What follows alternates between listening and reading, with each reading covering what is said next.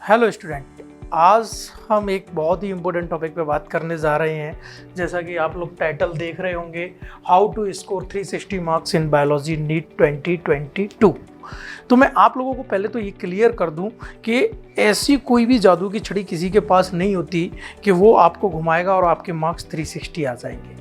तो जो मैं बताने जा रहा हूँ, पहली बात तो ये वीडियो केवल उन बच्चों के लिए है जिन बच्चों ने अच्छे से मेहनत की है, जो बच्चे चाहते हैं डॉक्टर बनना, लेकिन क्या क्या उन पे थोड़ी बहुत कमियां हो जाती हैं और वो एक अच्छा स्कोर नहीं कर पाते। तो उन कमियों को दूर कैसे करना है और बायोलॉजी में उस कमियों को दूर करने के बाद 360 मार्क्स कैसे लाना है, इस पर आज हम लोग बात करने वाले हैं। मैं डॉक्टर राहुल आपको कुछ छोटी छोटी ट्रिक्स दूंगा जो आपके लिए बहुत इंपॉर्टेंट होने वाली हैं इस नीट के लिए। तो सबसे पहले हम बात कर लेते हैं कि बायोलॉजी, आप लोग बहुत अच्छे से जानते हैं कि बायोलॉजी का जो वेटेज है वो 50% है। मतलब अगर नीट का जो एग्ज़ाम है वो 720 मार्क्स का है तो 360 मार्क्स जो है वो बायोलॉजी का है। और बायोलॉजी ही एक ऐसा सब्जेक्ट है जिसमें आप लोग अगर मेहनत कर रहे हैं तो मैं गारंटी से कह सकता हूं कि इजीली 360 मार्क्स ला सकते हैं। ऐसा मैं ऐसे ही नहीं कह रहा, बिल्कुल प्रैक्टिकली बोल रहा हूं कि पिछली ईयर मतलब 2021 में अप्रॉक्सीमेट 2400 बच्चे, मतलब 24,000 बच्चे ऐसे थे जिन्होंने स्कोर किया था 360/360। तो 360/360 स्कोर करने के लिए हमको क्या क्या करना होगा, तो सबसे पहले हम बात कर लेते हैं। देखो, तुम लोगों को मैंने कई बार बताया है कि हमारे लिए एनसीईआरटी से बड़ा कुछ भी नहीं है। मतलब मैं हर अपने वीडियो में बोलता हूँ कि जैसे हिंदू के लिए गीता, मुसलमान के लिए कुरान और ईसाई के लिए बाइबल होती है, वैसे ही नीट वालों के लिए एनसीईआरटी। मतलब एनसीईआरटी से पवित्र हमारे लिए कुछ नहीं है, सब कुछ उसी से आने वाला है। पर एनसीईआरटी को लगाते समय हमें क्या क्या करना है, कैसे करना है, ये मैं आपको अब बताता हूँ। ये एक फ्लो डायग्राम आप लोग देख रहे हो। हम स्ट्रेटजी की बात करेंगे तो भाई 360 मार्क्स लाना है तो ऐसा तो है नहीं कि ये वीडियो 2 या 5 मिनट में ख़त्म हो जाएगा, ये वीडियो भी थोड़ा सा लंबा रहेगा।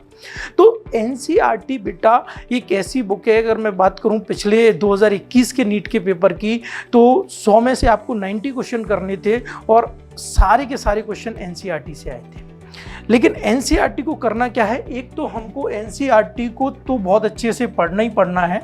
ये हमारे एनसीईआरटी की जगह नीट है, चलो ठीक है, दोनों बातें एक ही हैं। तो एनसीईआरटी को सबसे पहले आपने रीड कर लिया। ज़्यादातर बच्चे क्या करते हैं कि एनसीईआरटी बहुत अच्छे से रीड कर लेते हैं और सोचते हैं हमारा काम हो गया।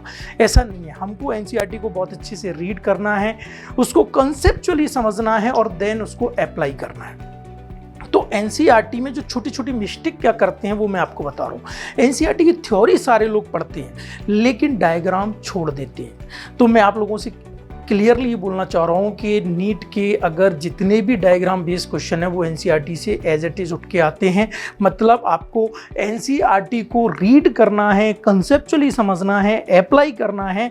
उसके साथ साथ एनसीईआरटी की थ्योरी के अलावा जो एनसीईआरटी के डायग्राम हैं उनको भी बहुत अच्छे से रिमेंबर करना है। चाहे आप कोई ट्रिक बना लो, ABCD पैटर्न में वो कोई भी डायग्राम दे देते हैं। मैंने अपने साथ कई सारे लेक्चर में आप लोगों को समझाया है। वो कोई भी डायग्राम आपको दे देंगे और वहाँ पर ऑप्शन दे देंगे ABCD और आपको पता करना होगा कि A क्या है, B क्या है, C क्या है। तो ये बात आप हमेशा सुनना, ये तो पहली प्रायोरिटी है। आपने थ्योरी अच्छे से पढ़ ली, कंसेप्चुअली एनसीईआरटी को समझ दिया और अप्लाई करना भी आपको आ गया। लेकिन एनसीईआरटी की छोटी छोटी चीज़ें जो आप छोड़ जाते हैं, तो डायग्राम बिल्कुल भी नहीं छोड़ना है बेटा। एनसीईआरटी की एक एक डायग्राम आपको टिप्पर होना चाहिए कि किस डायग्राम का कौन सा पार्ट क्या है। चलो यहाँ तक तो लगभग सारे बच्चे कर लेते हैं। मतलब एनसीईआरटी को तो सभी बच्चे करते हैं और डायग्राम भी बच्चे करते हैं। लेकिन एनसीईआरटी का एक और इम्पोर्टेंट पार्ट मैं आपको बहुत सारे एग्जांपल से समझा सकता हूँ कि समरी से डायरेक्ट क्वेश्चन उठा लिया गया है। कई सारे, अगर तुम लास्ट ईयर के क्वेश्चन देखोगे तो तुम्हें मेरी बात बहुत अच्छे से समझ में आ जाएगी। अगर नहीं भी समझ में आएगी तो मैं अगले वीडियो पे समरी को कैसे पढ़ना है और समरी से कैसे क्वेश्चन बने वो भी मैं दे दूंगा आप लोगों को। मतलब एनसीईआरटी के डायग्राम के बाद जब आपकी एनसीईआरटी खत्म होती है तो वहाँ पर एक समरी दी जाती है। ज़्यादातर लोग बच्चों का कहना होता है कि भाई हमने तो एनसीईआरटी पढ़ ली, ये तो जो हमने टॉपिक पढ़ा है उसी की समराइट करके लिखा है, तो हमें तो पूरा टॉपिक आता है तो इसे क्यों पढ़ें। लेकिन मैं आपको बता दूं कि एक दो टॉपिक या मैं बोलूँ तो 8 से 10 टॉपिकों में समरी में भी कुछ ना कुछ पॉइंट उन्होंने ऐड कर दिए हैं। मतलब समरी को भी आपको केयरफुली पढ़ना है। ज़रूरी नहीं है कि समरी पूरा जो आपने चैप्टर पढ़ा है उसी को समराइज किया, उसमें एक ना एक पॉइंट आपको एक्स्ट्रा मिलेगा और उस एक्स्ट्रा पॉइंट से क्वेश्चन उठ के आएगा। ये मैं आपको डिटेल की समरी को कैसे पढ़ा जाए, मेरा एक वीडियो है उसमें मैं आपको बता दूंगा। और तीसरी सबसे इम्पोर्टेंट बात है कि एनसीईआरटी के लास्ट में जो एक्सरसाइज आप लोगों को दी है, भले ही वो ऑब्जेक्टिव टाइप की नहीं है, लेकिन फिर भी आपको उस एक्सरसाइज के आसपास जितने भी क्वेश्चंस बन सकते हैं या उस एक्सरसाइज में जो भी क्वेश्चन दिया है उस क्वेश्चन से रिलेटेड जितना भी कुछ आपके माइंड में हो सकता है या जितना कुछ भी एनसीईआरटी में दिया है वो सब कुछ आपको अच्छे से करना है। तो बेटा इस पॉइंट से आप एक समझ में आए कि एनसीईआरटी को अच्छे से रीड करना है, उसको कंसेप्चुअली समझना है, देन उसको अप्लाई करना है और इन सब के साथ साथ हमको उसके डायग्राम को बहुत अच्छे से करना है, उसकी समरी को बहुत अच्छे से करना है और उसकी एक्सरसाइज को बहुत अच्छे से करना है। मैं गारंटी दे रहा हूँ अगर आप लोगों ने ये जितनी मैंने बातें बोली हैं अगर वो सब कर ली तो आप ये मान के चलना कि अब आपके बायोलॉजी में 360/360 मार्क्स आने वाले हैं। इसके बाद कुछ छोटी छोटी ट्रिक और मैं आप लोगों को प्रोवाइड करूंगा जिससे आप अपना जो मार्क्स हैं वो इम्प्रूव कर सकते हैं। जैसे कि एक आपको बायोलॉजी में शॉर्ट नोट्स ज़रूर बनाना है। मतलब शॉर्ट नोट्स क्या होते हैं, इनको कैसे बनाया जाता है, इनको बनाते समय हम लोगों को क्या क्या बातें ध्यान में रखनी है, ये सब मैंने चैनल पर एक अलग से वीडियो डाला है, how to make short notes. मतलब शॉर्ट नोट्स कैसे बनाने हैं। ये बेटा हमारे पास वो टूल है जो लास्ट टाइम में जब सारे बच्चे डिप्रेस होंगे, जैसे मैं बताता हूँ जैसे जैसे एग्जाम पास आता जाता है बच्चे प्रेशर मेंटेन नहीं कर पाते हैं, डिप्रेशन में चले जाते हैं और मैं लाखों बच्चों को ये सुनते देखता हूँ कि हमें तो लगता है हम सब कुछ भूल गए। मतलब हमने साल भर जो पढ़ा और एग्जाम की एक रात पहले सबको ऐसा फील होता है कि अब सब कुछ साफ हो चुका। तो उस पॉइंट पर आपको ये शॉर्ट नोट्स कॉन्फिडेंस देने वाले हैं। जैसे ही आप इन शॉर्ट नोट्सों को एक बार रिवाइज करेंगे आपको 100% कॉन्फिडेंस आ जाएगा कि हमें सब बनता है। तो बेटा अपने को शॉर्ट नोट्स बनाना है, कैसे बनाना है ये अलग वीडियो में मैंने दे रखा है। अगली अगर मैं बात करता हूं तो make a flow chart. Biology में बहुत सारे टॉपिक या मैं कहूँ एनसीईआरटी में बहुत सारे पैराग्राफ ऐसे हैं जो उन्होंने थ्योरेटिकल लिख दिए हैं। जैसे अगर मैं बात करूँ ह्यूमन रिप्रोडक्शन सिस्टम का, जो उन्होंने मेल रिप्रोडक्टिव सिस्टम है कि इसमें कौन कहाँ होता है, टेस्टिस, रेटी टेस्टिस, एपिडिडाइमिस, बासा रेक्टा, ये सब उन्होंने थ्योरी में दिया है। आप लोगों को बिल्कुल जहाँ जहाँ पैराग्राफ थ्योरी वाले मिल रहे हैं, जहाँ जहाँ आप फ्लो चार्ट बना सकते हैं वहाँ पर आप लोगों को फ्लो चार्ट बनाना है। फ्लो चार्ट कैसे बनाना है, फ्लो चार्ट बनाते समय किस किस बात का ध्यान रखना है और कौन कौन से टॉपिक हैं एनसीईआरटी के जिनका हम फ्लो चार्ट बना सकते हैं, वो सारा मैंने एक वीडियो बनाया है जिसमें how to make flow chart, उस वीडियो में आप लोग डिटेल में देख सकते हैं। क्योंकि अभी मैं ये सारी बातें करूँगा तो ये वीडियो 1 से 2 घंटे से भी ऊपर निकल जाएगा। तो बात समझ में आती है आपको। शॉर्ट नोट्स के बाद आपको फ्लो चार्ट बनाना है और अगला है ऑब्जेक्टिव प्रैक्टिस। अब इस पे भी मैंने एक अलग से सेपरेट वीडियो बनाया है, लेकिन यहाँ पर मैं आपको बता दूँ आप लोगों को करना क्या है। आप लोगों ने जो भी ऑब्जेक्टिव सॉल्व किया है साल भर में, आपको उससे अलग हटके नहीं जाना।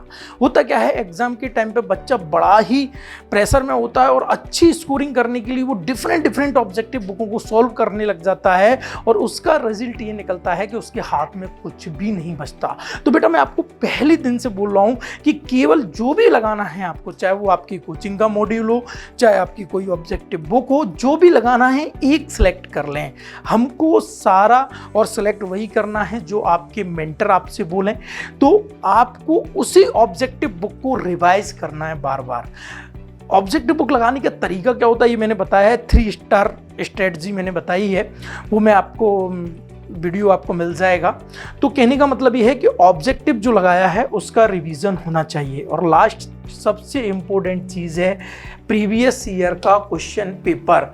इसको भी लगाने की ट्रिक होती है, वो मैं आपको अगले वीडियो में फिर मैंने बताया है। इस वीडियो में मैं केवल इतना बता रहा हूँ कि करना क्या क्या है। प्रीवियस ईयर के क्वेश्चंस आपको ऑब्जेक्टिव के साथ लगाने हैं। मतलब कैसे, ऐसा नहीं है कि आपको प्रीवियस ईयर का क्वेश्चन मिला, आपने देखा इसका आंसर ये होता है, दूसरा क्वेश्चन किया, इसका आंसर ये होता है, और ऐसे करके सारा प्रीवियस रट लिया, सब बेकार हो जाएगा, कुछ भी उससे आपके हाथ नहीं आने वाला। तो करना क्या है, आपको प्रीवियस ईयर का क्वेश्चन पढ़ना है और उसका जो ऑप्शन सही है वो तो आपको पता है, या चलो उस जो 3 ऑप्शन नहीं पता है आपको, उनके बारे में भी आपको डिटेल इंफॉर्मेशन होना चाहिए। और जब आप इस तरीके से प्रीवियस ईयर के क्वेश्चन पेपर लगाएंगे, मैंने डिटेल अलग वीडियो में बनाया हुआ है, तो 100% है आपकी कमांड उस सब्जेक्ट पे बहुत अच्छे से हो जाएगी। तो इन शॉर्ट फिर से हमने जो भी चीज़ की है उसको हम एक बार रिवाइज करते हैं और वीडियो को ख़त्म करते हैं। तो सबसे पहले हमारा टॉपिक है कि 360 मार्क्स कैसे आएंगे। उसके लिए आपको एनसीईआरटी को अच्छे से रीड करना है, उसको कंसेप्चुअली समझना है, देन उसको अच्छे से अप्लाई करना आना चाहिए। उसके बाद एनसीईआरटी की समरी, एनसीईआरटी का डायग्राम और एनसीईआरटी की एक्सरसाइज पर बहुत अच्छे से कमांड होना चाहिए। उसके बाद आपको शॉर्ट नोट्स बनाना चाहिए, फ्लो चार्ट बनाना चाहिए, एमसीक्यू का रिवीजन करना चाहिए और प्रीवियस क्वेश्चन पेपर को बहुत अच्छे से लगाना चाहिए, सारा ऑप्शंस को समझते हुए। तो ये एक छोटी सी ट्रिक थी। अगर आपको किसी भी टॉपिक में, बायोलॉजी में कोई भी प्रॉब्लम है तो आप मुझे कमेंट सेक्शन पे लिख सकते हैं, उसका वीडियो आपको मिल जाएगा। हमारे चैनल पे एक फॉर्म की लिंक दी है, वो फॉर्म भी आप फिल कर सकते हैं, जिसमें हम आपको फ्री ऑफ कॉस्ट सपोर्ट करने वाले हैं नीट 2022 तक। तो बेटा ठीक है, आई होप ये वीडियो आपको समझ। I hope you like this video. For more such videos, keep watching our channel And do not forget to like, share and subscribe.